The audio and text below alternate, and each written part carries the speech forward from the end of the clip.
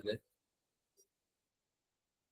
So before we start the class, I just want to know कि last class में जो आपको homework दिया था, कुछ क्वेश्चंस प्रैक्टिस किए हैं उसमें डीपीपी में से या नहीं हो पाए? Yes sir. Yes sir. ठीक है। जैसा कि मैंने आपको बोला था कि संडे को आपका टेस्ट है मॉडर्न फिजिक्स का। एक दिन में सारी तैयारी नहीं हो पाती है, एक दिन में आप सारे क्वेश्चंस प्रैक्टिस नहीं कर पाओगे, इसलिए मैं आपको बोल रहा हूँ पिछले कुछ दिनों से कि आप करते रहो। आई होप आपने ड्यूअल नेचर की प्रैक्टिस कर ली होंगे अच्छे से, क्वेश्चंस जो है, क्योंकि ड्यूअल नेचर का आपका सारे खत्म हो गया सिलेबस। एक रेडिएशन पावर बचा जो मैं करा दूंगा। ठीक है, छोटा सा टॉपिक है वो तो, लेकिन उसके अलावा बाकी सारे टॉपिक्स कंप्लीट हो चुके हैं। तो क्वेश्चन प्रैक्टिस किए हैं ना ड्यूअल नेचर के, dual nature of radiation? Yes sir. ठीक है, अगर नहीं हुए हैं अभी भी ढंग से तो अभी कर लेना। आज और कल का टाइम है आप लोगों के पास में। मॉडर्न फिजिक्स का टेस्ट जरूर देना बच्चों, और थोड़ा सा प्रैक्टिस करके जाना, ऐसे मत चले जाना। अगर प्रैक्टिस करके नहीं जाएंगे आप लोग तो फिर नहीं हो पाएंगे क्वेश्चंस, है ना। तो टेस्ट के पहले आपका हो जाएगा सिलेबस पूरा कंप्लीट मॉडर्न फिजिक्स का, देन हम स्टार्ट करेंगे न्यूक्लियर फिजिक्स अगली बार जब भी मिलेंगे। ठीक है, चालू करें? आवाज, यस सर। आवाज आ रही है Yes, बच्चों? प्रिंस, आयुष, आप लोगों को आ रही है आवाज? सबको आ रही है? Okay cool. So I'm sharing my screen. Let me know अगर आपको बीच विजिबल है। बीच में वॉइस ब्रेक हो रही है। yes. क्या सर बोला? बीच बीच में वॉइस ब्रेक हो रही है। आवाज नहीं हो रही है?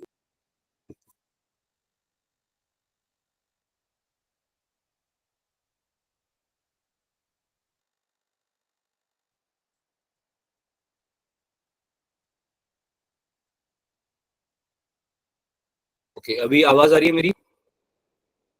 Yes, sir. Yes sir. Yes, sir. Yes, sir. अगर आवाज ब्रेक हो ना तो बता देना बीच में, ठीक है। Yes sir. इंटरनेट कनेक्शन को चेक कर लेंगे फिर से, बता देना। चलो भाई स्टार्ट करते हैं। लास्ट क्लास में हमने एटम्स के बारे में पढ़ा था, बोर्स मॉडल ऑफ एटम, है यस ना। सर।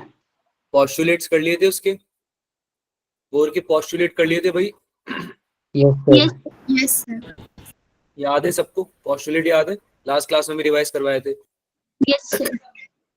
है ना। बोर ने क्या बताया था कि कोई भी इलेक्ट्रॉन है वो किसी न्यूक्लियस के अराउंड सर्कुलर पाथ में रिवॉल्व अराउंड करता है, जिसको कि ऑर्बिटरी एनर्जी लेवल्स भी बोल सकते हो, है ना। और ये जो एनर्जी लेवल होते हैं इनका एंगुलर मोमेंटम क्या होता है? क्वांटाइज्ड होता है। क्या होता है? क्वांटाइज्ड। क्वांटाइज्ड होता है, यानी कि आपका जो एंगुलर मोमेंटम है वो इंटीग्रल मल्टीपल होगा किसका? h/2 का, राइट, यस सर। है ना। ये पढ़ा था हमने। इसके अलावा बोर्ड ने और क्या बताया था कि अगर एक इलेक्ट्रॉन एक एनर्जी लेवल से दूसरे एनर्जी लेवल पे जंप मार रहा है ना, ट्रांजिट कर रहा है, ट्रांजिशन के लिए अगर वो एक एनर्जी लेवल से दूसरे एनर्जी लेवल पे जाता है तो एक फोटोन एमिट करता है। क्या एमिट करता है भाई? फोटोन। क्या एमिट करता है यस बच्चों?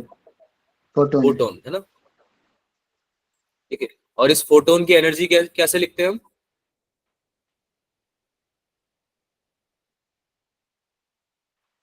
ऐसे लिखते हैं क्या?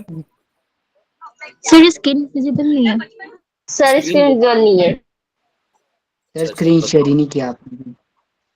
अरे तो बताओ तो सही, स्क्रीन विजिबल है या नहीं? आप लोगों ने बोला ना स्क्रीन विजिबल है। अभी दिख रही है क्या? नहीं। No sir. No sir.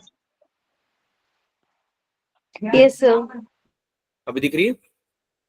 दिख रही है। यस सबको विजिबल है? Yes sir. अच्छा ठीक है, तो बीच में अगर स्क्रीन चली जाती है ना बच्चों, बता दिया करो हाथों हाथ, है ना। हो सकता है कि वो जो प्रेजेंट करते हैं ना हम स्क्रीन को, अनप्रेजेंट हो जाए एक बार के लिए। हो सकता है बीच में ग्लिच आ जाए, तो आप बता दिया करो, है ना। अदरवाइज क्या है कि मैं आप लिखता रहूंगा और आपको पता नहीं चल पाएगा, या मुझे पता नहीं चल पाएगा एक्चुअली। ठीक है, अभी दिख रही है ना सबको? Yes sir. तो हमने क्या डिस्कस किया था कि जो फोटोन निकलेगा जब इलेक्ट्रॉन ट्रांजिशन करेगा, क्या करेगा? इलेक्ट्रॉन ट्रांजिशन, है ना। इलेक्ट्रॉन जब ट्रांजिशन करेगा एक एनर्जी लेवल से दूसरे एनर्जी लेवल पे, तो एमिट क्या करता है? वो फोटोन एमिट करता है। क्या एमिट करता है? फोटोन। फोटोन। और उसकी एनर्जी क्या होती है? एच न्यू, जो कि इक्वल होती है दोनों एनर्जी लेवल्स के डिफरेंस के बराबर। ऑब्वियस सी बात है कि भाई एक एनर्जी लेवल पे है इलेक्ट्रॉन और दूसरे एनर्जी पे लेवल पे जा रहा है जो उससे कम है इन केस, तो कुछ एनर्जी उसको देनी पड़ेगी ना सिस्टम को। बात समझ में आ रही यस है? सर। है ना। और अगर लोअर एनर्जी लेवल से हाई एनर्जी लेवल पे जा रहा है तो एनर्जी इलेक्ट्रॉन को हमें देनी पड़ेगी, है ना। इलेक्ट्रॉन को एनर्जी चाहिए रहेगी। बहुत ऑब्वियस सी बात नहीं है? ये समझ में आ रहा है ना? तो Yes, sir. अच्छा। अगर आपके पास 5 ऑरेंजेस हैं और आपको बोला जाता है कि 10 ऑरेंजेस आपके पास होंगे तो ही आप किसी कंपटीशन में पार्टिसिपेट कर सकते हो, तो आपको 5 ऑरेंजेस देने पड़ेंगे हमें, है ना। आपके पास 5 और चाहिए रहेंगे आपको, राइट। तो जो नंबर ऑफ ऑरेंजेस रिक्वायर्ड थे वो क्या थे? Total minus initial. टोटल कितने थे भाई? 10। और आपके पास ऑलरेडी कितने थे? 5। तो 10 माइनस 5 कितना हो गया? 5 हो गया ना। Yes, तो sir. यानी 5 ऑरेंज वाली एनर्जी आपको और चाहिए। तो फोटोन की एनर्जी कितनी होगी? जितनी एक जगह से दूसरी जगह जाने के डिफरेंस के बराबर है ना। समझ में आ रही है ना ये बात सबको? यस अरे सर। दो एनर्जी लेवल का डिफरेंस ही हो जाएगा ना, जितना फोटोन की एनर्जी होगी उतनी, राइट। तो ये हमने पढ़ लिया था पोस्टुलेट्स में। इसके अलावा हमने क्या पढ़ा था बच्चों? हमने Bohr's model of hydrogen atom के सारे एनर्जी लेवल्स के बारे में पढ़ा था कि भाई कैसे यस सर। अलग अलग ऑर्बिट्स का अलग अलग एनर्जी लेवल होता है। फॉर्मुलेस पढ़े थे हमने कुछ, है ना। रेडियस का फॉर्मूला क्या होता है? जैसे अगर nth ऑर्बिट की रेडियस हम निकाल रहे हैं बोर्स मॉडल में, तो क्या फॉर्मूला हो जाएगा बच्चों? Sir n square h epsilon not upon pi m e square. n square h square epsilon not upon pi m mass of electron into E square. ये था क्या फॉर्मूला बच्चों? Yes sir. Yes, है sir. ना। इसके अलावा velocity का formula भी पढ़ा था। क्या था भाई? 1/n E square upon E square. 2h epsilon not. ये था क्या? Yes sir. अरे यस सर बोल रहे हो ऐसे ही, या पता है? Yes sir. है ना। पता है सर। चल, एक एनर्जी का भी फॉर्मूला बताया था। अगर nth ऑर्बिट की एनर्जी निकालनी है तो कैसे निकालेंगे? -13.6 upon n square electron volt. हाँ, -13.6 upon Z square upon N square. और अगर मतलब 1 अपॉन एन स्क्वायर भी आप लिख सकते हो। जेड स्क्वायर अगर लिखोगे तो मतलब इसको मैं लिख भी देता हूँ यहाँ पे यार। एनर्जी का फॉर्मूला था -13.6 अपॉन एन स्क्वायर। इसमें जेड स्क्वायर से मल्टीप्लाई होके होता है मेन फॉर्मूला तो, लेकिन जेड की जगह हमने 1 ले लिया था। हाइड्रोजन एटम होता है ना, तो उसके लिए Z1 ले लेते हैं, क्योंकि Z क्या होता है? Atomic number. क्या होता है Z? Atomic number. Atomic number. तो कभी Z देख लो ना आप तो घबराना मत। Z का मतलब एटॉमिक नंबर होता है। तो वो हाइड्रोजन के लिए जैसे 1 ले लेते हो आप, तो 1 हो जाएगा ना। 1 का स्क्वायर तो 1 ही हो जाएगा, है ना। तो -13.6 अपॉन n स्क्वायर हमने फॉर्मूला लिख दिया था। अदरवाइज अगर Z की वैल्यू कुछ है तो आपको यहाँ पुट करनी है। लेकिन जो मैंने फॉर्मूला आपको बताया था वो फॉर्मूला क्या था? -me इंटू e⁴ वाला फॉर्मूले की बात कर रहा हूं मैं। ऐसा कुछ बताया था? 8n square h square. याद आ रहा है Yes. कुछ? खतरनाक सा Yes. फॉर्मूला था। ये फॉर्मूला भी याद रखना है, ऐसा नहीं कि याद नहीं रखना है, पर हाँ याद नहीं होता है तो चल जाएगा एक बार के लिए, क्योंकि ये वाला ज्यादा इंपॉर्टेंट है। ये इसका शॉर्ट फॉर्म है। क्वेश्चंस जो बनते हैं वो इन पे ही बनते हैं, लेकिन हो सकता है कि कभी आपको जरूरत पड़ जाए फॉर्मूले क्वेश्चन में ये पता करने की कि जैसे एनर्जी है वो n के इनवर्सली प्रोपोर्शनल है क्या, यानी कि energy inversely proportional to n square है क्या? आप बोलोगे हाँ है ना।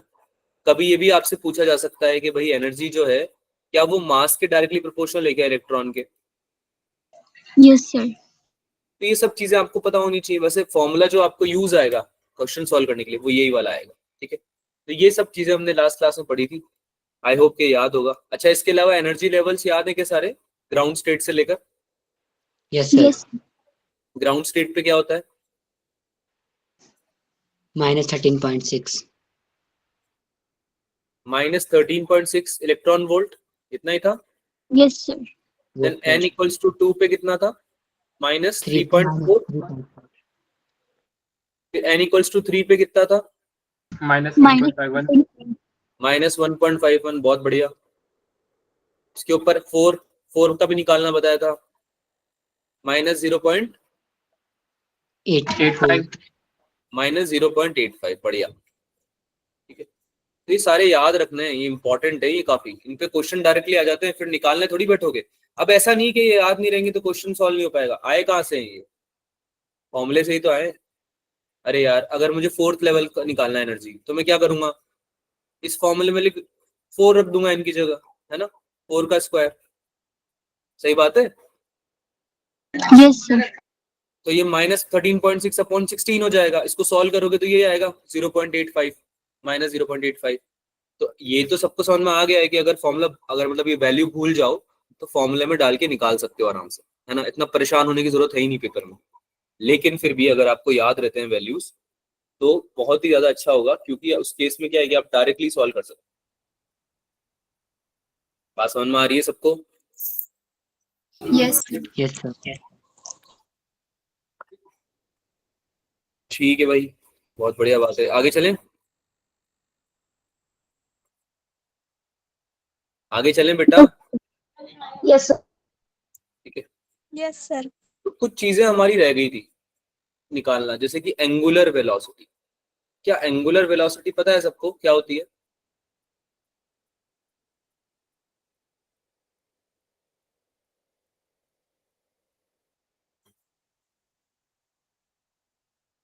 एक सेकेंड देना बच्चों, आई थिंक मेरा लैग कर रहा है डिवाइस। हाँ, तब तक आप चैट में लिखो, फॉर्मूला लिखो, पुराना वाला जो मैकेनिक्स में पढ़ा था ना वो बताओ, वो लिखना है तुमको, एंगुलर वेलोसिटी का फॉर्मूला लिखो। अरे ओमेगा का फॉर्मूला नहीं पता क्या, भूल गए क्या?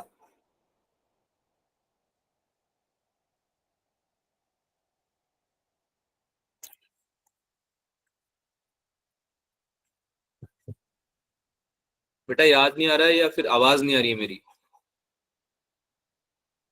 एमवीआर, तो फिर एंगुलर मोमेंटम क्या होता है?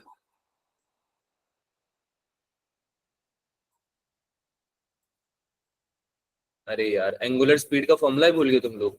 अगर ये मान लो न्यूक्लियस है ना, और इसके अराउंड कोई इलेक्ट्रॉन अपने ऑर्बिट में मस्त वी एन स्पीड से घूम रहा है, आर एन इसकी रेडियस है, तो कुछ ना कुछ एंगुलर स्पीड की भी होगी ना इसकी बेटा। अरे एंगुलर स्पीड होगी ना इसकी कुछ ना कुछ। Yes, sir. फॉर्मूला भूल गए हो, v equals to R omega, याद आ रहा है? ऐसा कुछ फॉर्मूला होता था एंगुलर स्पीड का, Yes, sir. क्या हो जाएगा ये, V N upon R N हो जाएगा क्या, Yes, sir. है ना, V N upon R N. बेटा आवाज आ रही है मेरी? ऐसा लग रहा है कि मैं खुद को पढ़ा रहा हूँ, तुम्हें आवाज तो आ नहीं रही होगी। Yes, sir. आ रही है पक्का? ठीक है, तो V N upon R N हो जाएगा आपका फॉर्मूला एंगुलर वेलोसिटी का। अब इसमें आपको वी एन और आर एन दोनों की वैल्यू पता है ना?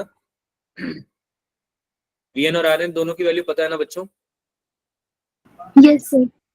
तो मैं एक बार रिप्लेस करके फॉर्मूला वैल्यूज रिप्लेस करके डायरेक्ट लिख रहा हूँ, ठीक है। ये हो जाएगा 2 पाई इंटू के ई स्क्वायर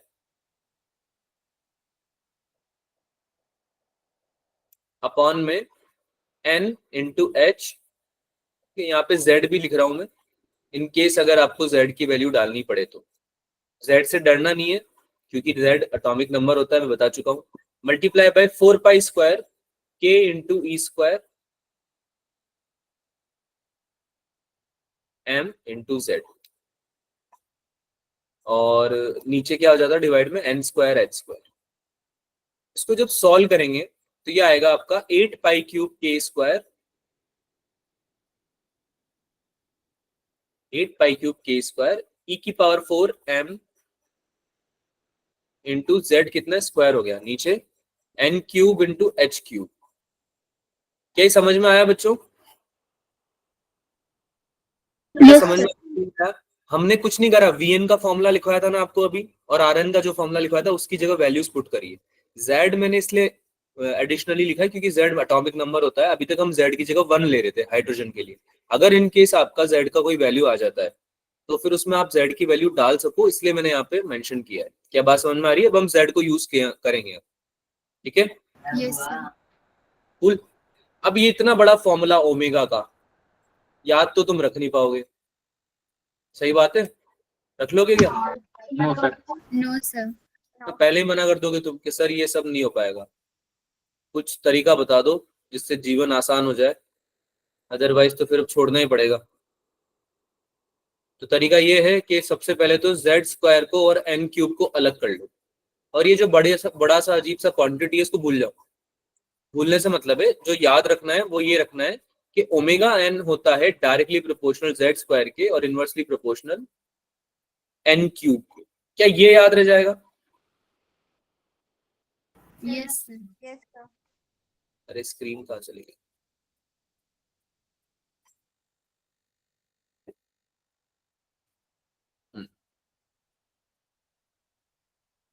थोड़ा स्क्वायर है यहाँ पे, ठीक है?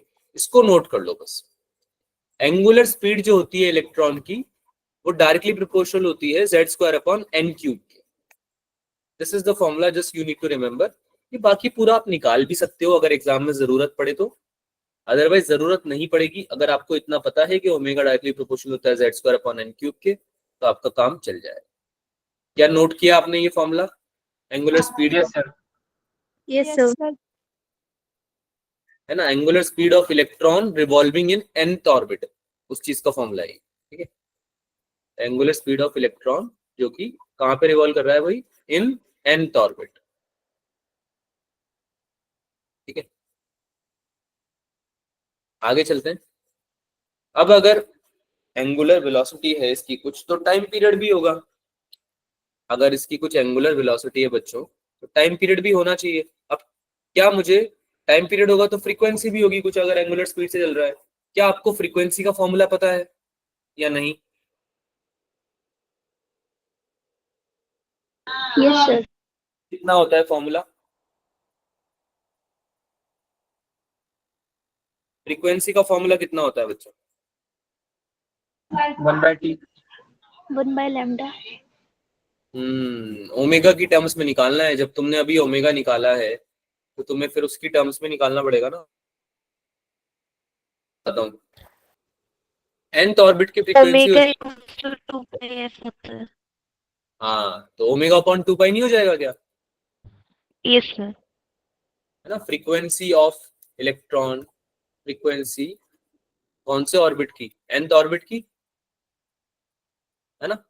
तो ओमेगा n की वैल्यू कितनी थी? अभी अभी निकाली है तुम लोगों ने। ओमेगा n की वैल्यू अभी अभी निकाली है ना?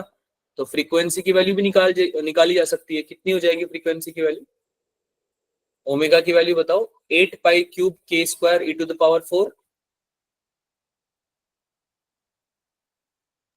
Into m upon h cube into z square upon n cube. इसको डिवाइड किससे करना है बच्चों? 2 पाई से, बस इतना सा करना है। 2 पाई से तो डिवाइड कर दोगे आप, कितना बन जाएगा? ये 4 पाई स्क्वायर बन जाएगा, हाँ या ना? 4 पाई स्क्वायर बनेगा ना 2 पाई से डिवाइड करेंगे तो। Yes, sir. Yes, sir. और बाकी का तो एज इट इज आ रहा है, इसको लिखने की जरूरत ही नहीं है। तो इससे हमें पता चला कि जो फ्रीक्वेंसी है वो भी डायरेक्टली प्रोपोर्शनल है किसके? z square upon n cube, है ना? अब इसका टाइम पीरियड भी लिख लेते हैं, कितना टाइम लगने वाला है इलेक्ट्रॉन को, ठीक है? टाइम पीरियड होता है 1/f, याद आ रहा है बेटा? बोलो, याद आ रहा है? टाइम पीरियड 1/f होता है। Yes, Yes, sir. sir. उल्टा कर दो, है ना? ओमेगा का उल्टा कर दो, FN का उल्टा कर दो। FN का उल्टा हो जाएगा तो ये आपका आएगा h क्यूब और n क्यूब ऊपर चला जाएगा और नीचे आ जाएगा आपका 4 pi square k square e to the power 4 m, और इधर क्या आ जाएगा? n क्यूब पहले नीचे था ना, डिनोमिनेटर में था ना n क्यूब, अब ऊपर चला जाएगा और नीचे z स्क्वायर आ जाएगा। तो ये भी काफी इजी है। टाइम्स जो होता है टाइम पीरियड वो डायरेक्टली प्रोपोर्शनल होता है n³/z²। तो ये याद रखना है बस। अब बताओ डिफिकल्टी क्या है, दो चीजें याद रखना, एक तो ये टाइम पीरियड हो गया, एक आपका ओमेगा हो गया, एंगुलर स्पीड। बेटा आपको सॉल्व करके मैंने बताया है, तो आप खुद से भी सॉल्व कर सकते हो अगर भूल जाओ तो, लेकिन क्या ये याद करना मुश्किल है क्या, मुझे ये बताओ। No, sir. No, है ना? sir. No, sir.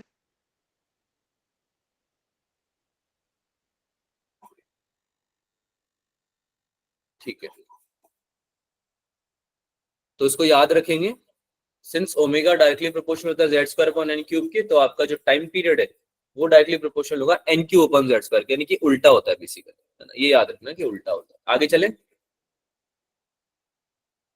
आगे चले, नेक्स्ट टॉपिक जो पढ़ने वाले थे उसके बारे में बात करते हैं, है ना, Yes, sir. एटॉमिक स्पेक्ट्रम के बारे में, स्पेक्ट्रम के बारे में बात करते हैं। तो जैसे तुमने देखा कि लाइट जब प्रिज्म पे इंसिडेंट होती है तो ये अपने कॉन्स्टिट्यूएंट कलर्स में ब्रेक हो जाती है ना, स्पेक्ट्रम बनाती है, Yes, sir. Yes, है ना, sir. पढ़ा था हमने, वेव ऑप्टिक्स में पढ़ा था, बचपन में पढ़ा था, तो लाइट में भी, है ना।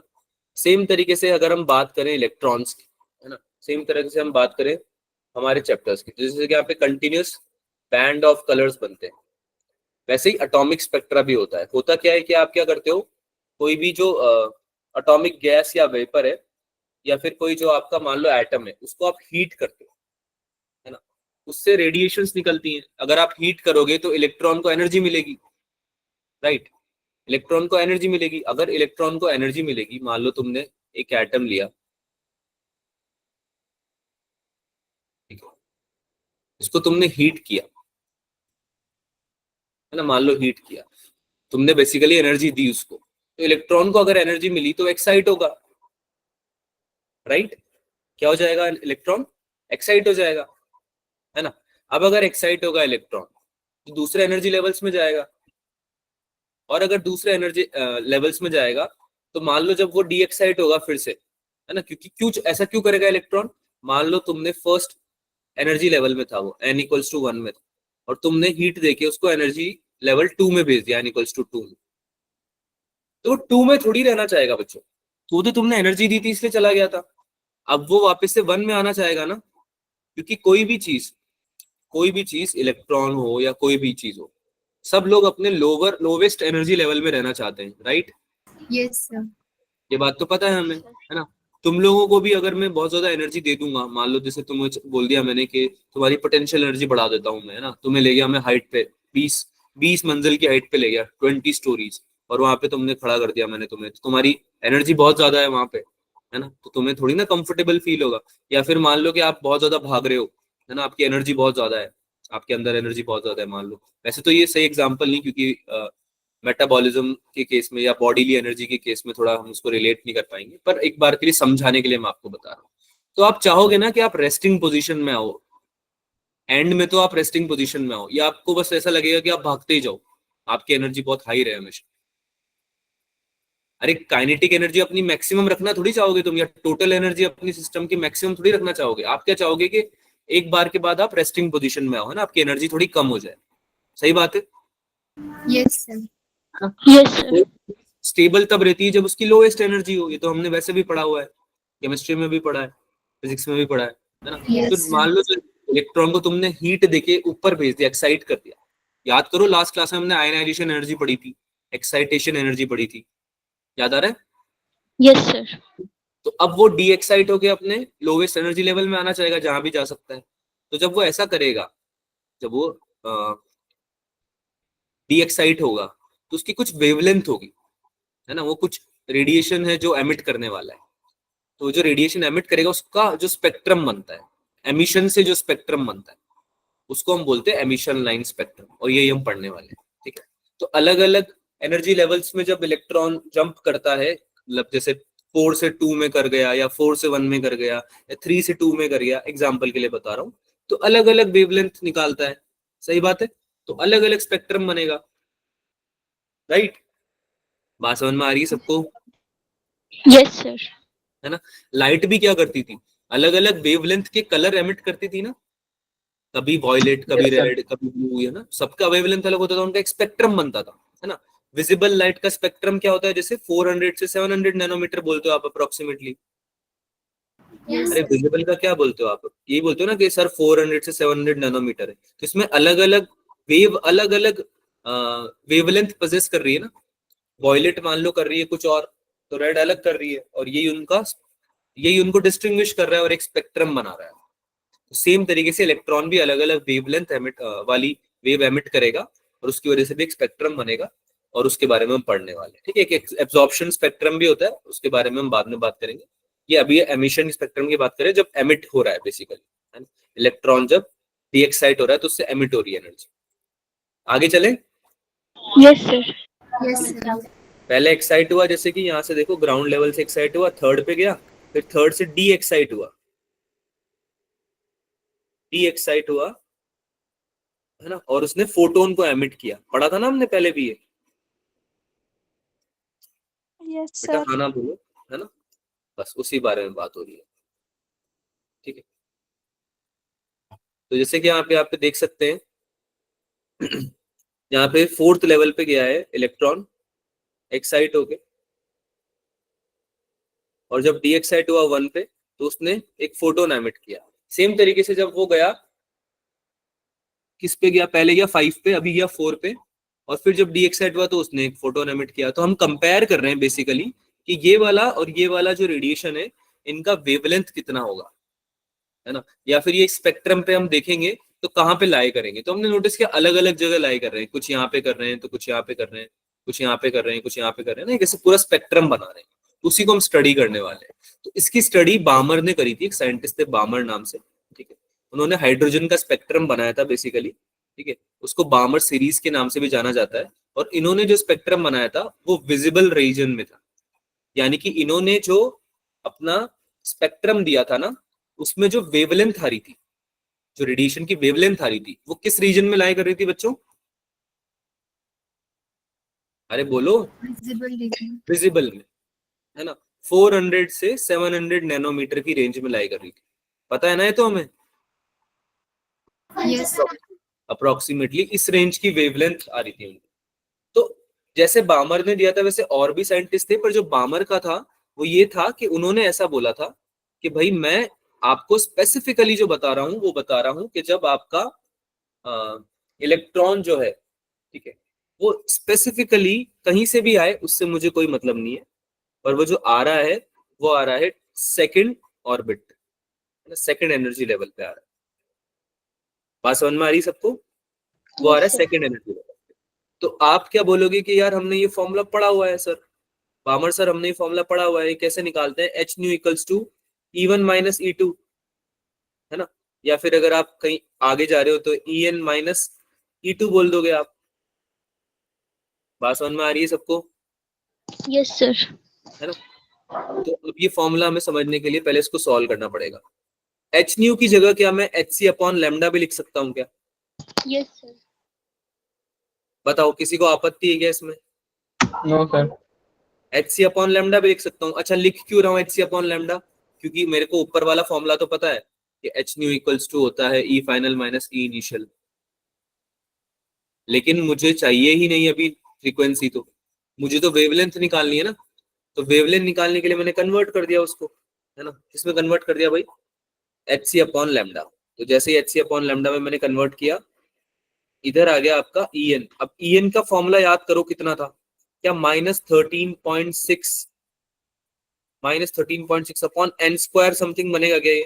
Yes, sir. और ये वाला जो बनेगा वो बन जाएगा -13.6 अपॉन 2 स्क्वायर। Yes, sir. अरे बेटा आपने फिक्स कर दिया ना कि सेकंड में ही आ रहा है, देखो यहाँ से yes sir. Yes, sir. Energy level से बताता हूँ तुमको। यहाँ से तुमने ऐसा बोला कि भाई कहीं से भी आए, बामर की अगर बात हो रही है तो यहीं पे आके लैंड कर रहा है वो। अब इसके अलावा तुम यहाँ से बुला लो, ऊपर से बुला लो, है ना, अलग अलग लेवल से बुला लो, चाहे इंफिनिटी से बुला लो, पर उसने एक चीज फिक्स कर दी कि डी एक्साइट होके इलेक्ट्रॉन कहाँ पे आ रहा है ना। बामर ने क्या बोला कि मेरी सीरीज में जो जो आएंगे, जो जो वेवलेंथ्स आएंगी, है ना, वो आएंगी जो कि एक जगह फिक्स होके आ रही है, मतलब मेरी वाले पे जो आ रही है ना, n इक्वल्स टू 2 पे। बात समझ में आई सबको? ठीक है। Yes, sir. जो जो इस वाले एनर्जी लेवल पे लैंड करने वाले हैं उनको हम बोलने वाले हैं बामर सीरीज। ठीक है, उनके थ्रू जो वेवलेंथ आएगी उसको क्या बोलेंगे बच्चों? Balmer series. बामर सीरीज, है ना। बामर के बामर थे आपके n इक्वल्स टू 2 वाले। ऐसे ही अगर आप बोलो कि सर 2 तो सेकंड नंबर पे आती है, इसके पहले 1 पे भी तो है, तो क्या कोई ऐसा भी है क्या कि जो 1 पे ही आ रहा है? तो मैं बोलूंगा हाँ, उसको बोलेंगे लाइमन सीरीज, जो हमें आगे पढ़ने वाले हैं। तो सबका नाम है ऐसे, आपको थोड़ा आइडिया लग गया होगा कि हम किस बारे में बात कर रहे हैं, है ना। हम क्या बात कर रहे हैं कि भाई इलेक्ट्रॉन कहीं से भी डी एक्साइट हो, n इक्वल्स टू 3 से हो जाए, 4 से हो जाए, 5 से हो जाए, है ना। हाँ, पास्चन, ये सारे पढ़ेंगे हम, है ना। कहीं से भी हो जाए, लेकिन लैंड कहाँ पे कर रहा है, डी एक्साइट होके आ कहाँ पे रहा है। तो जिस जगह पे आ रहा है ना, जिस एनर्जी लेवल पे आ रहा है, उसके बेसिस पे अलग अलग साइंटिस्ट ने अपनी अपनी सीरीज दी, है ना। तो आपका जो बामर था, बामर सीरीज, वो था n इक्वल्स टू 2 के लिए। Am I clear? Yes, sir. Yes, sir. अगर ये समझ में आ गया है तो आगे का बहुत इजी है, अब तो बहुत जल्दी जल्दी आप इसको सॉल्व कर सकते हो। तो देखो, हम बात कर रहे थे फॉर्मूले की, तो फॉर्मूला आपका बन जाएगा -13.6, ऐसे आ गया upon n square minus square. अब देखो ध्यान से, मुझे लैम्डा चाहिए क्या? मुझे लैम्डा चाहिए क्या? अरे Yes, देखो, sir. फॉर्मूले में लैम्डा है, वेवलेंथ है। क्वेश्चन आ गया तुम्हारे पास, बताओ what is the value of the wavelength in बामर series. और तुम्हें बामर सीरीज भी नहीं दिया, कुछ स्पेसिफिकली दे दिया, पर पूछ वेवलेंथ रहा है, तो ये पूरा थोड़ी सॉल्व करने बैठोगे, है ना। H C upon lambda equals to, ये पूरा थोड़ी सॉल्व करने बैठोगे। तो एक काम करते हैं, एक शॉर्ट फॉर्म बना लेते हैं, ऊपर और नीचे एच सी से डिवाइड मल्टीप्लाई कर देते हैं। ऐसा क्यों करा मैंने? इससे क्या होने वाला है, लेफ्ट वाला एच सी राइट वाले एच सी से कट जाएगा क्या? बोलो ना बेटा। Yes. अरे कट जाएगा ना, समझ में आ रहा है? Yes, sir. Yes, sir. है ना। तो 1 अपॉन लैम्डा बचा लेफ्ट में, लेफ्ट में केवल 1 अपॉन लैम्डा बचा, और राइट साइड में -13.6 अगर कॉमन ले लूं, और नीचे एच सी तो था ही सही मेरा, ये एन स्क्वायर है, ये एच सी नहीं है, एन स्क्वायर है। तो मेरा ब्रैकेट में आ जाएगा, अब मैं माइनस साइन हटाना चाहूं केवल, तो मेरा ये आ जाएगा 1/2 square minus 1/n square. Minus sign हटाया ना तो उल्टा हो गया, वो समझ में आया सबको ये? Yes, sir. अब ये जो कांस्टेंट है, आगे का जो ये पार्ट है, इसको हम इतना लंबा लिखना नहीं चाहते, सॉल्व भी नहीं करना चाहते, तो हमने इसको एक छोटे से कांस्टेंट के नाम में रख दिया, इसका नाम, जिसे बोलते हैं रिडबर्ग्स कांस्टेंट। क्या बोलते हैं बेटा इसको? Rydberg's constant. Constant. इसकी वैल्यू हमें पहले से पता है, 1.097 इंटू 10⁻7 मीटर होती है, पर मीटर होती है, 1/मीटर।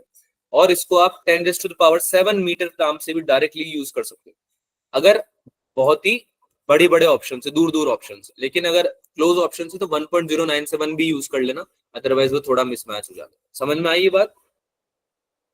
Yes, sir. Yes. ये थी आपकी बामर सीरीज। अब इसमें आर की वैल्यू भी अगर याद नहीं रहती है, वैसे तो काफी इजी है याद रखना, 1.097 10⁻7, है ना, काफी इजी है याद रखना। लेकिन मान लो फिर भी याद नहीं रहती है अगर इन केस, तो क्या कर सकते हो आप? ये कर सकते हो कि आप 1/r की वैल्यू याद रख सकते हो, 1/r की वैल्यू याद रख सकते हो। ये होती है 911 एमस्ट्रॉन्ग। ये बहुत ही इंपॉर्टेंट शॉर्ट ट्रिक है, इसको याद जरूर रखना। इसको सबको नोट कर लो अब तुम, इसको, फॉर्मूले को, ये वाला फॉर्मूला, है ना, ये सब नोट कर लो बेटा। आवाज आ रही है मेरी? कर लिया sir note. Yes, sir. Book में नोट करो इसको।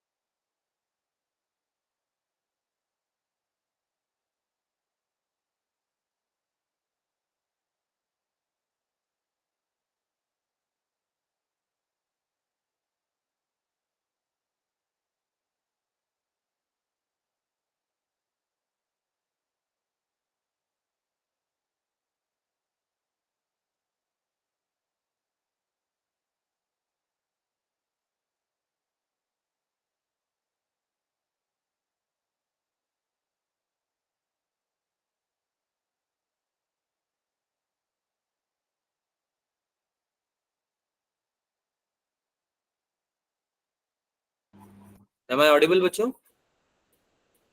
Yes, sir. आवाज आ रही, लिख लिया, Yes, sir. नोटेड, ठीक है।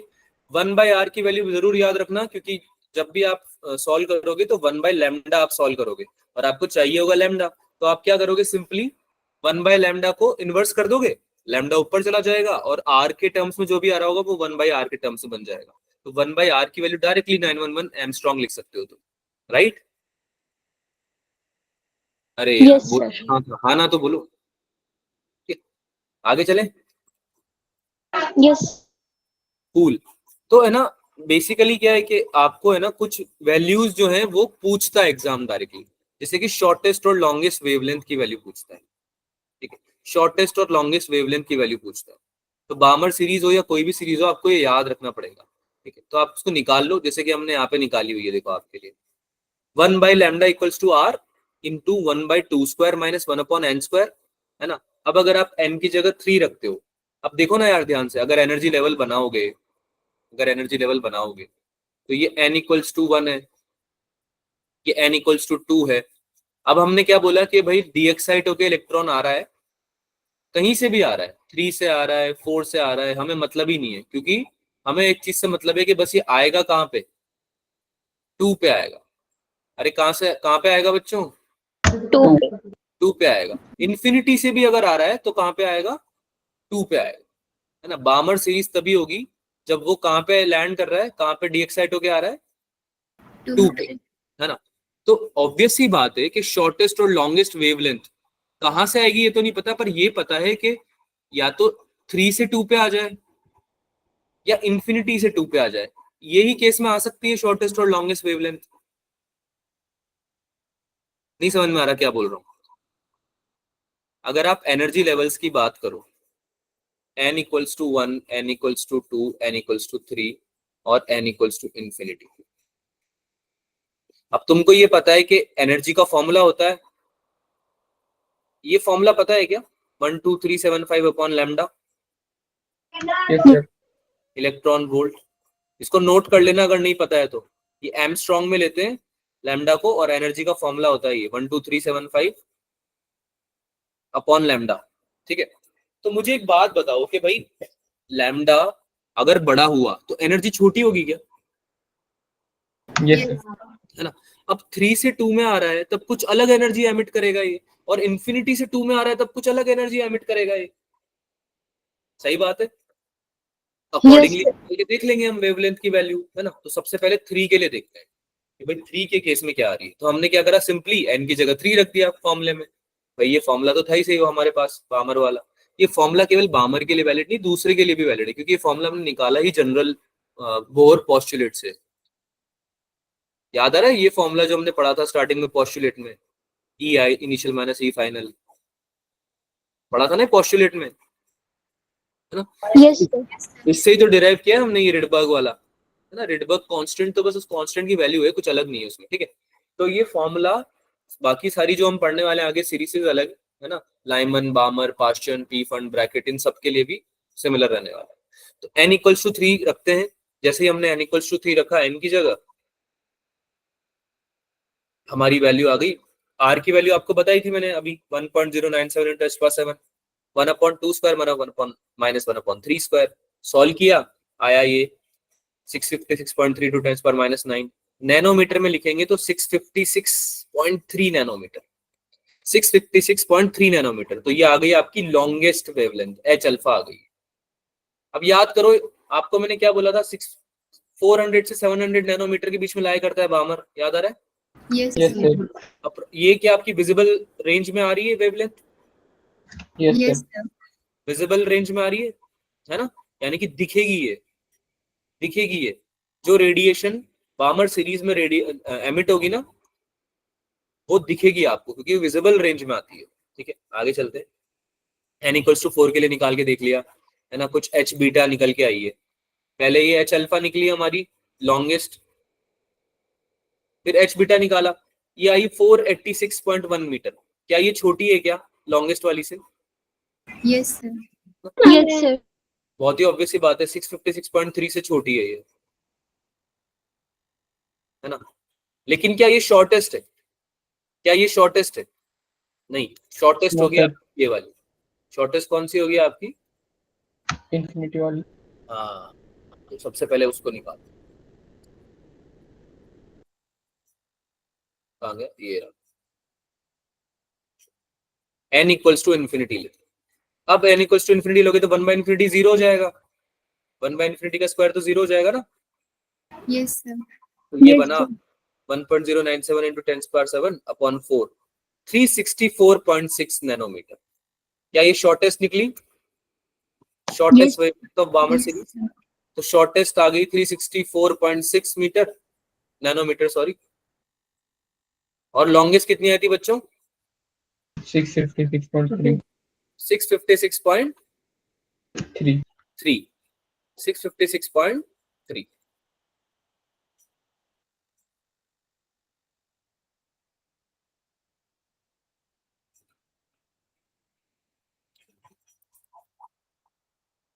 आगे चला गया लगता है बहुत ज्यादा। 656.3। क्या ये समझ में आया? ये रेंज अब ये ऑलमोस्ट 370 के अराउंड है ऑलमोस्ट, और ये ऑलमोस्ट 660 के अराउंड है, राइट? Yes, sir.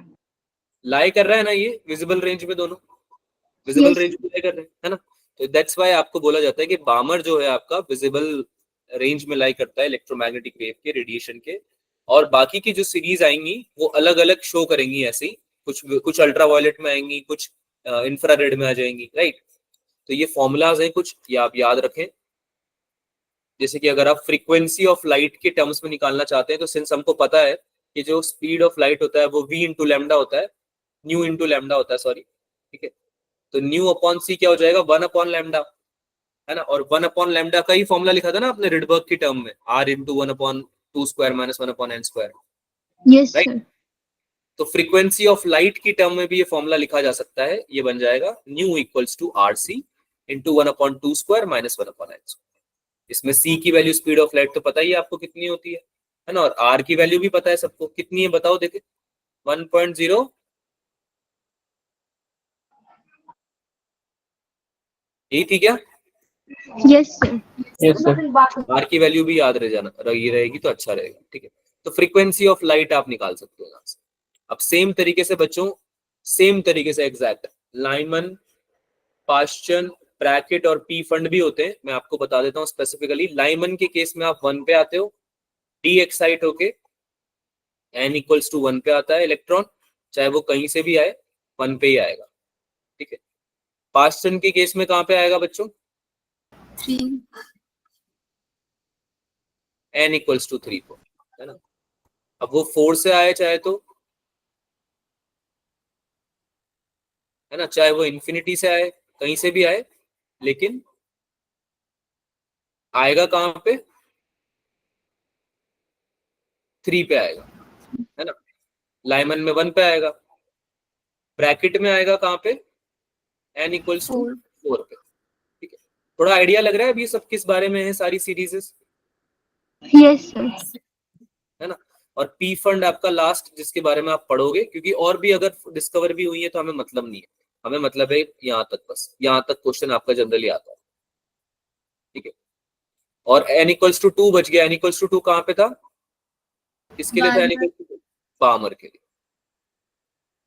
तो ये होगी Lyman, बामर, Paschen, bracket, P fund.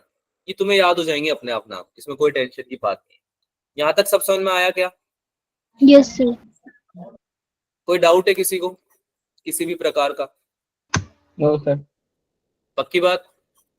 Yes, sir. ठीक है। तो ये याद रखना कि 1, 3, 4 और 5 स्टार्टिंग में आते हैं। n आप अपने हिसाब से जो जहां से भी आपका इलेक्ट्रॉन आ रहा है उस एनर्जी लेवल को आप पुट कर सकते हो, ठीक है। अब इसमें जो याद रखने वाली चीज थी वो ये थी कि बामर के लिए सिंस आप लोगों ने बताया मुझे कि इसकी जो वेवलेंथ आती है वो आती है विजिबल रेंज में। तो मैं आपको बता दूं कि लाइमन के केस में जो सबसे छोटा होता है 1 के लिए होता है ना, ये 1 पे आ रहा है सब कुछ, फर्स्ट एनर्जी लेवल। तो इसके केस में अल्ट्रा वायलेट रीजन में आती है। किसमें आती है बच्चों? रेडिएशन की Ultraviolet. Ultraviolet reason. और बाकी सारे जितने भी ना, पास्चन, ब्रैकेट, प्री फंड, सारे इंफ्रारेड रीजन में आते हैं। तो इस पे भी क्वेश्चन आ जाता है कभी कभी कि बामर कौन से रीजन में आता है, तो आप बोलोगे विजिबल। फिर पूछेंगे पी फंड कौन से रीजन में आता है, तो आप बोलोगे इंफ्रारेड। Infrared. ठीक है, बहुत इजी है, याद रखना, इतना डिफिकल्ट नहीं है ना, हो जाएगा यार।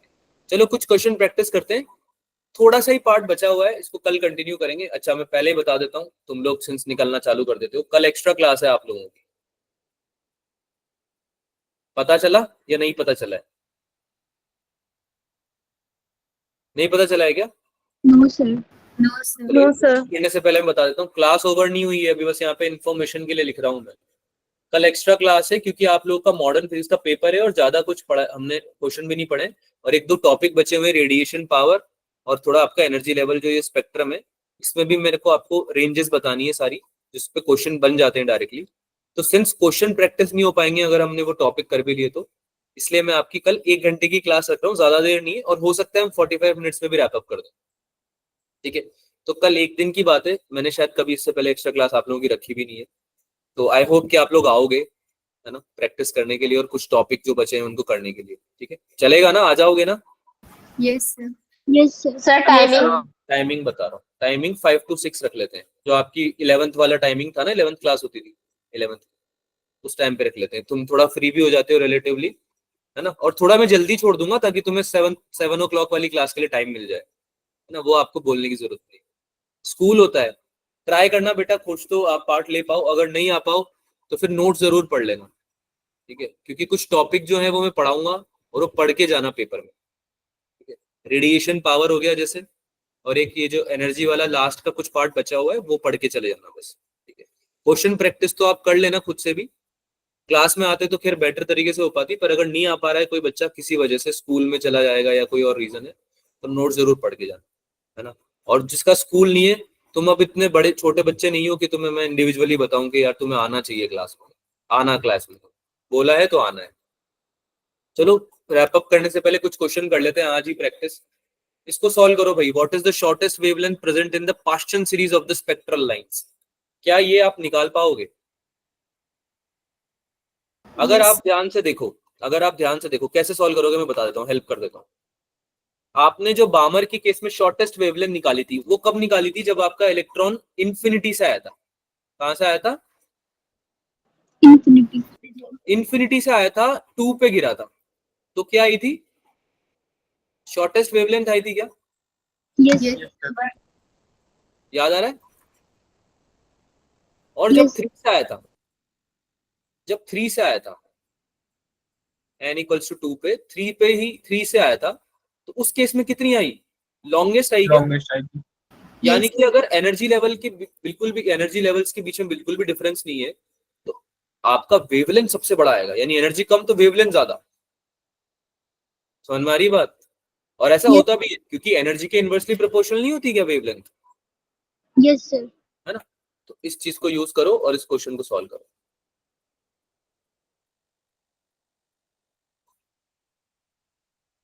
कहाँ गया ये रहा, हो जाएगा क्या सॉल्व बच्चों? चलो करो, ट्राई करो, 2 मिनट दे रहा हूं मैं, यू हैव 2 मिनट्स, अभी क्लास ओवर नहीं हुई है, क्लास लीव करने का कोई सेंस नहीं बनता। ठीक है, क्लास बच रही है, इसको सॉल्व करो क्वेश्चन को।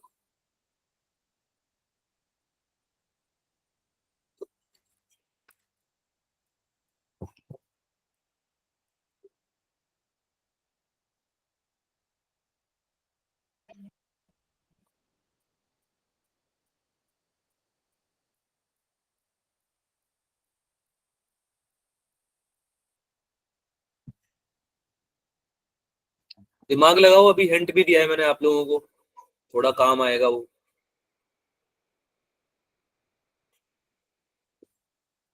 वैल्यू चाहिए मुझे, पूरी वैल्यू, नैनोमीटर में कितनी वैल्यू आएगी shortest wavelength of Paschen series?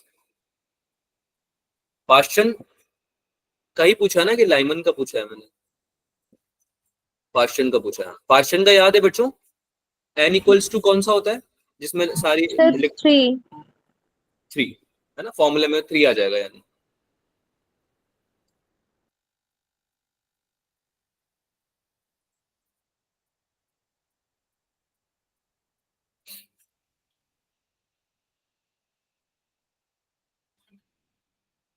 चलो एक बच्चे का आंसर आया है, बढ़िया। बहुत बढ़िया, 2 बच्चों का आंसर आया है। डिम्पल और वर्षा रानी बहुत बढ़िया। प्रिंस का भी लगभग आसपास ही आ रहा है। चलो बढ़िया प्रिंस। बाकी बच्चे भी सॉल्व करेंगे भाई, जल्दी जल्दी करो, इतना लंबा नहीं है ये क्वेश्चन, तो तुम्हें टाइम लग रहा है।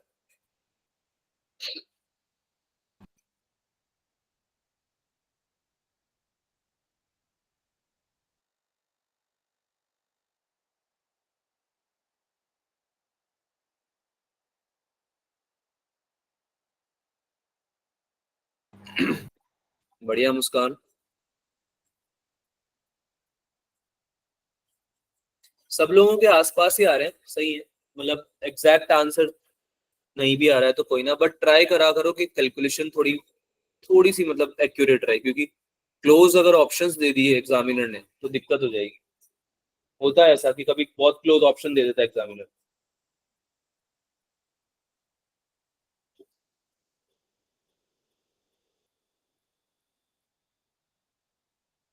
डिस्कस करेंगे बच्चों। Yes, sir. 819। चलो इधर देखो, फॉर्मूला क्या हो जाएगा पास्चन सीरीज के लिए?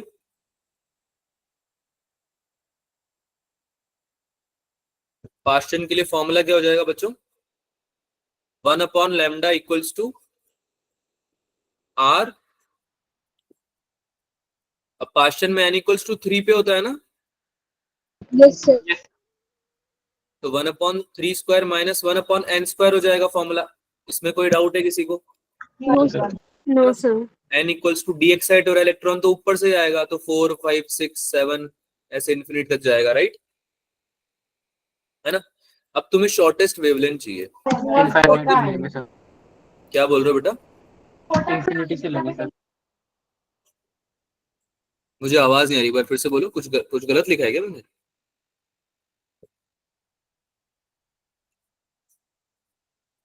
आवाज आ रही है मेरी? Yes, sir. क्या बोल रहे हो?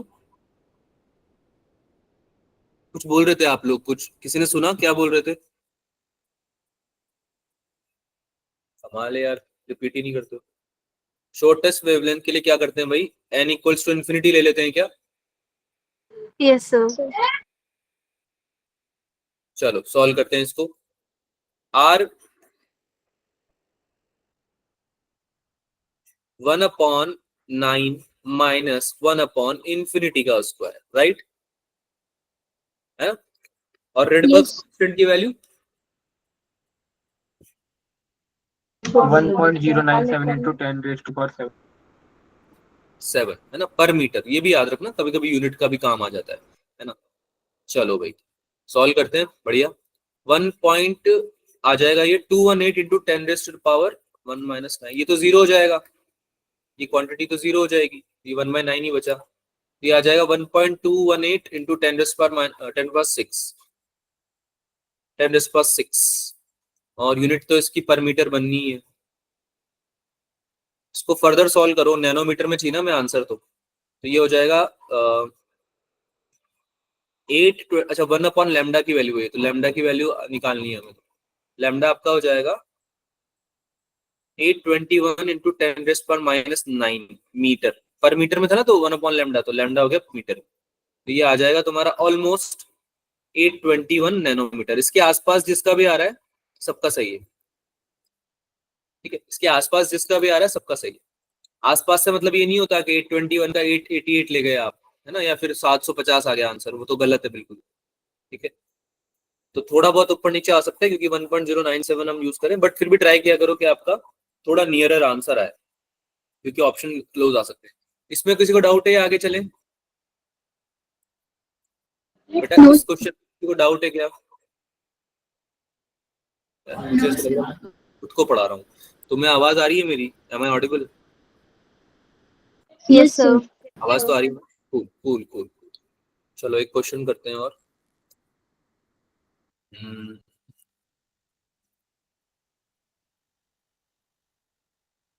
इसको होमवर्क में करो, ठीक है। अगला वाला क्वेश्चन करो, ये वाला करो। The ratio of wavelengths of the last line of Balmer series and the last line of Lyman series. Last line of Balmer series और last line of Lyman series. अब बामर की लास्ट लाइन कौन सी होगी? n1 होता है 2 के बराबर, n2 होता है इंफिनिटी के बराबर। एम आई राइट? Yes, sir. है ना? तो लास्ट लाइन तो यही हुई ना इसकी, जब n इक्वल्स टू 2 हो जाएगा n1 और n2 हो जाएगा इंफिनिटी।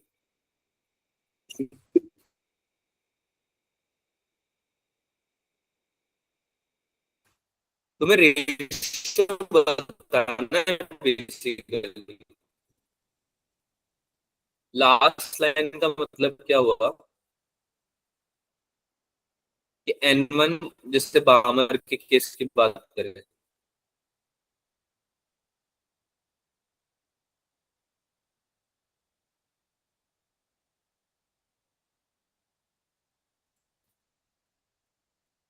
बेटा हाँ ना तो बोलो।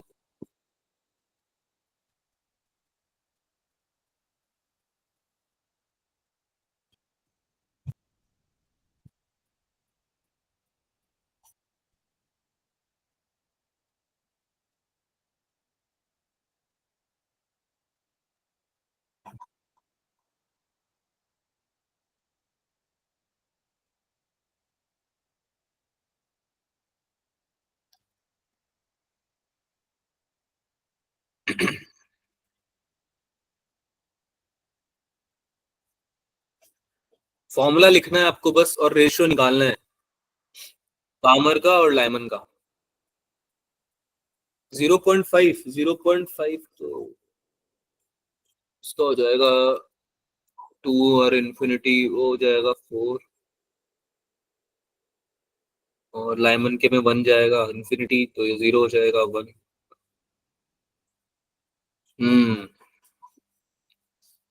आंसर तो गलत है बेटा, पर बहुत ही छोटी सी गलती करी है आपने, बहुत माइन्यूट सी। मैं बोलूंगा कि, चलो बता देता हूँ, क्वेश्चन पढ़ो एक बार फिर से। आपने क्वेश्चन थोड़ा उल्टा पढ़ लिया है शायद, या कैलकुलेशन में उल्टा हो गया है कुछ। आपको बतानी है रेशियो बामर और लाइमन के बीच। तो आपको lambda B upon lambda L की वैल्यू बतानी है।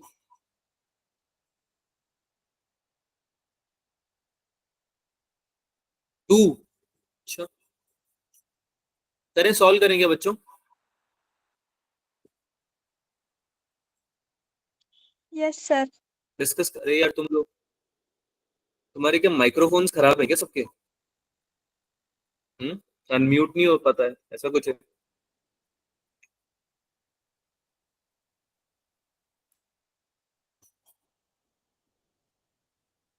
चलो इधर देखो। First line, for last line of बामर series हमने डिस्कस किया कि n1 2 होता है, n2 इंफिनिटी होता है। फॉर्मूला हम सबको याद है, 1 अपॉन लेमडा। अच्छा, अगर z दिया हुआ हो तो मैं पहले बता रहा हूँ, यहाँ पे z स्क्वायर यूज होता है। अभी तक हम हाइड्रोजन की बातें कर रहे हैं, तो z1 ले लिया जाता है जनरली, ठीक है, इसलिए मैं यहाँ पे z मेंशन नहीं कर रहा था, लेकिन यहाँ z स्क्वायर होता है अगर z की वैल्यू डालनी पड़े तो। आगे बताते हैं formula, 1 upon n1 square minus 1 upon n2 square, ये जनरल फॉर्मूला होता है, राइट? तो बामर Yes, के लिए sir. क्या हो जाता है भाई? बामर के लिए क्या हो जाता है? n1 इक्वल्स टू 2 और n2 इक्वल्स टू, यहाँ पे लास्ट लाइन है ना, इन्फिनिटी तक जा रहे हैं मतलब हम। तो क्या हो जाएगा भाई बामर के लिए? 1 अपॉन लेमडा बामर, क्या हो जाएगा ये बताओ? z इक्वल टू 1 हो जाएगा, और ये हो जाएगा r into 1 upon 2 square minus 1 upon infinity square. Yes, sir.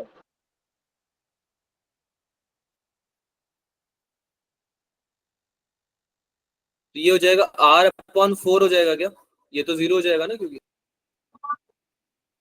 कोई No, sir. कोई डाउट है क्या इसमें?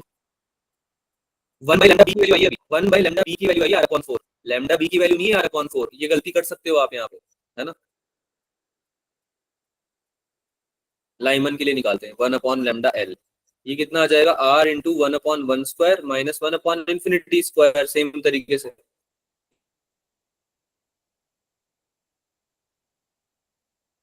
ये हो जाएगा r आर हो जाएगा ना भाई 1/λl। अब लाइन तो 1/लाइन के लिए मैं क्या करूंगा भाई 1/λ भी Yes, sir. Upon 1/λl। ठीक है, ये हो जाएगा r/4। इसको जब मैं सॉल्व करूंगा तो λb/λl जो आएगा वो आएगा 4। आंसर कितना आ गया? C option. किसी को डाउट है क्या इसमें? No, sir. बेटा इससे आपका 1/4 जो आ रहा है ना 0.5 जो वैल्यू आ रही है वो λl/λb की वैल्यू आ रही है। आपको उल्टा भी तो करना पड़ेगा ना उसको, ना तब जाके आपका बामर/लाइमन आएगा। और इसने ऑप्शंस देखो कितने कंफ्यूजिंग दे रखे हैं। 1/2 4 1.5 बहुत बड़े क्लोज ऑप्शंस दे रखे हैं। 0.25 दिया होता तो पक्का तुम वो मार्क करके आते। 0.25 दिया होता तो पक्का तुम वो मार्क करके आते, लेकिन यहाँ पे थोड़ा बच गए। पर पॉइंट ये है कि सोल्यूशन अगर सही से करें हम, सोल्यूशन अगर हम सही से करें तो फिर इसमें कोई दिक्कत नहीं होती और पास में अगर ऑप्शंस दिए हो तो। ठीक है, समझ में आया क्या है सबको? Yes, sir. बट आना तो बोलो यार, क्वेश्चन समझ में आया या डाउट है, कुछ पूछना है? नहीं, काफी खामोश क्लास। चलो ठीक है, इस वाले क्वेश्चन को जरूर आप होमवर्क में ट्राई कीजिएगा। ये क्वेश्चन अच्छा है और अगर आप होमवर्क में ट्राई करोगे तो आगे आने वाले कई सारे क्वेश्चन को सॉल्व कर पाओगे। बेसिकली इसमें क्या है कि एक अल्फा पार्टिकल है, उसका मास m दे रखा है और वेलोसिटी v दे रखी है, और वो किसी हैवी न्यूक्लियस पे बॉम्बार्ड हो रहा है जिसका चार्ज आपको Ze दे रखा है। अब Z यहाँ पे आ रहा है, अगर Z नहीं होता तो E आ जाता चार्ज। ठीक है, तो Z लिखा है तो आप फॉर्मूले में भी मेंशन कर। अब वो बोल रहा है कि it's distance of closest approach from the nucleus depends on mass on m एज। कैसे डिपेंड करेगा? क्या चीज? Distance of closest approach. Distance of closest approach मतलब रेडियस की बात कर रहा है, राइट? समझ में आ रही है बात? Yes, sir.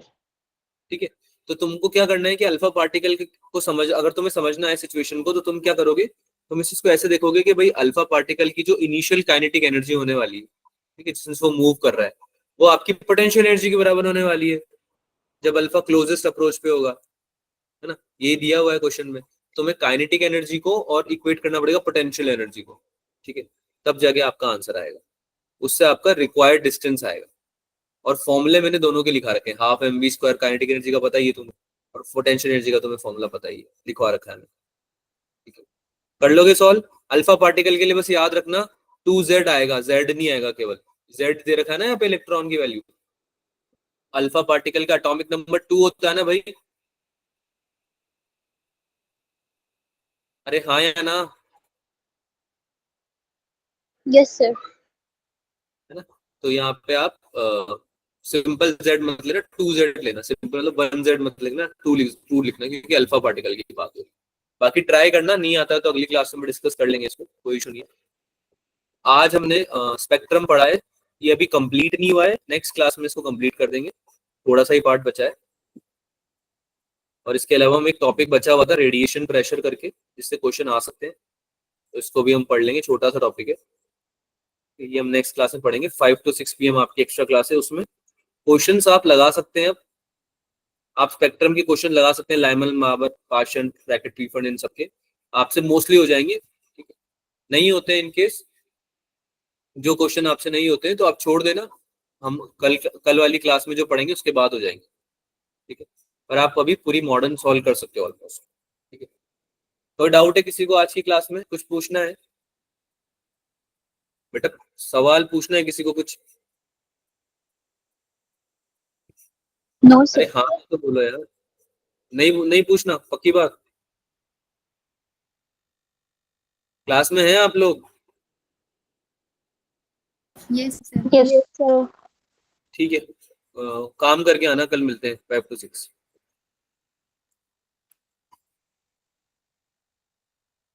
Bye bye. Bye, sir. Bye, sir. Bye bye बच्चा।